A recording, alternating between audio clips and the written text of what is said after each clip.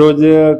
Police control room Rajkot શહેરના police control room દ્વારા 12 વાગે એક મેલ મળેલ, જેમાં જણાવેલ કે પોસ્ટ ઓફિસ, મુખ્ય પોસ્ટ ઓફિસ તેમજ પાસપોર્ટ ઓફિસ ખાતે બોમ્બ મૂકવાની ધમકી પર મેલ મળેલ, જે અન્વયે રાજકોટ શહેરની BDDSની ટીમ, ડોગ સ્ક્વોડ, SOG તેમજ સ્થાનિક પોલીસ તેમજ મારા દ્વારા તમામ જગ્યાએ સર્ચ કરવાનો હાલમાં કાર્યવાહી ચાલુ છે અને તમામ પોસ્ટ ઓફિસના કર્મચારીઓને હાલમાં બહાર બેસાડવામાં આવેલ છે. અને ત્યારબાદ પૂરેપૂરું સર્ચ થઈ ગયા બાદ કંઈ ગુનાહિત નહીં જણાય અથવા કોઈ એવી વસ્તુ ધમકી પર મેલ બાબતે કોઈ વસ્તુ નહીં મળે,